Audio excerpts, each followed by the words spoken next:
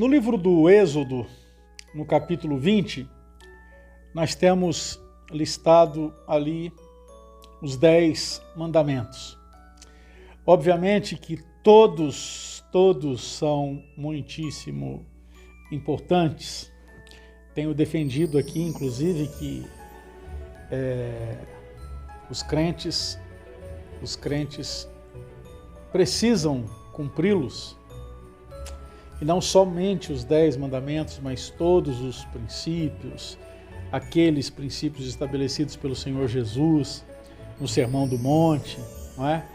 E há muitos pregadores que em função de defender a salvação pela graça, a justificação pela fé, e é isso mesmo, está certíssimo, mas coloca a lei de Deus como se fosse coisa de somenos, como se ela não fosse boa e perfeita, não é? Eu tenho defendido que os crentes é que precisam e podem cumprir a lei do Senhor. Não para a salvação, ele jamais seria salvo pelo cumprimento, porque ele não conseguiria cumprir toda a lei. Mas, uma vez salvo, o crente, o cristão, deve andar por essa lei e cumpri-la. Isso faz parte do seu processo de santificação. Mas eu queria me deter no primeiro mandamento. E o primeiro mandamento fala que nós não podemos ter outro Deus, senão o Deus Todo-Poderoso, o Deus de Israel, e que devemos amá-lo de todo o nosso coração, com todas as nossas forças. Agora, até aí tudo bem. Isso é claro para nós, não é? Devemos amar a Deus, não é? Como o único Deus verdadeiro e tudo mais. Agora, como amar alguém que não conhecemos? Às vezes nós falamos com muita facilidade sobre o dever das pessoas de amarem a Deus, mas não nos perguntamos ou não pensamos sobre isso, não é? Como amar quem não conhecemos? O fato, então, prezados, é que para amarmos ao nosso Deus com todo o nosso coração e com toda a nossa força, precisamos conhecê-lo. E há muitos cristãos que, infelizmente, não conhecem ainda o Deus verdadeiro. Me lembro de uma ocasião em que o meu filho Guilherme queria dar um presente para a namorada no dia dos namorados ou no dia do aniversário da minha nora, em algum momento perto, e era muito perto da época que eles começaram a namorar.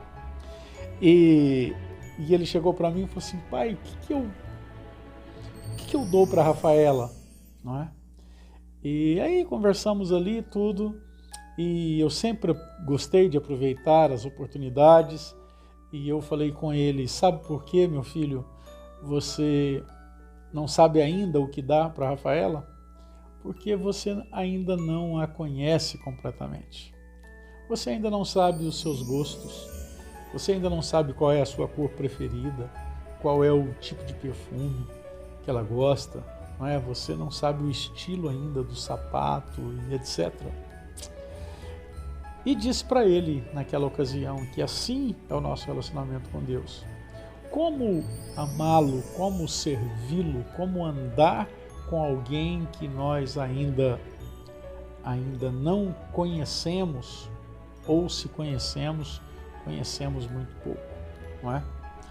É por isso que o Senhor Jesus, certa ocasião, vai dizer para os discípulos, não é? Errais, não conhecendo as Escrituras, nem o poder de Deus, não é?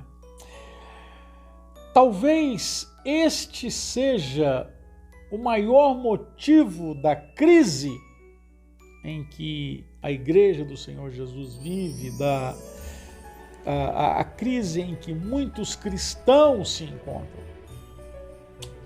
Não conseguem servir corretamente, não conseguem andar com Deus, não conseguem sequer amá-lo como Todo-Poderoso, porque infelizmente não o conhecem. Quando conhecemos de fato, de verdade, alguém, nós sabemos como essa pessoa pensa, quais são os seus gostos, não é? E pensando em Deus e no amor que Ele espera que o devotemos, Ele se revela além da criação, mas especialmente Ele se revela nas Escrituras. Estamos numa crise. Os crentes, de uma maneira geral, vivem uma crise de servir ao Senhor e de se comprometer com Ele, porque entendo que ainda não o conhecem pelo menos como deveriam conhecê-lo. Se começarmos a investir tempo no conhecimento do Senhor e da sua graça e da sua palavra maravilhosa, eu não tenho dúvida em dizer que quanto mais gastarmos tempo nesse conhecimento, mais iremos amá-lo e mais iremos servi-lo e servi-lo da maneira dele, não da nossa maneira. Porque este é um grande problema. Este é um grande problema. Tem muitos cristãos que estão servindo ao Senhor às suas maneiras, porque não conhecem direito a Deus e não sabem qual é a maneira correta de servi-lo. Conforme o devocional de ontem, vocês viram eu manifestando a minha preocupação com a igreja pós-pandemia.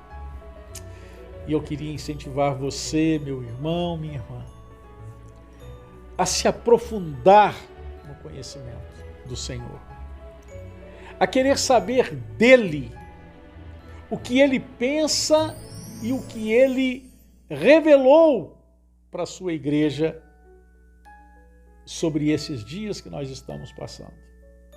Olha, não é uma mensagem catastrofista, não é uma mensagem de caos, mas o fato, meu prezado, é que esta pandemia vai passar, mas outras virão, outras catástrofes, outros problemas, outras lutas, e será rigorosamente necessário e importante que você conheça a Deus de fato e de verdade, para saber como você deverá agir nesses dias que antecedem a sua volta. Ame ao Senhor de todo o teu coração, mas para isso, conheça-o primeiro. E você precisa de fé para isso. Vamos orar? Querido Deus, obrigado, Senhor, porque as revelações do Senhor na tua palavra estão ali. O Senhor não as sonegou a ninguém. Ajuda-nos, portanto, a conhecê-lo mediante elas. Te pedimos em nome de Jesus. Amém. Ok, se Jesus não voltar esta noite, eu espero vê-lo amanhã, se assim Ele nos permitir. Um grande abraço para você. Tchau.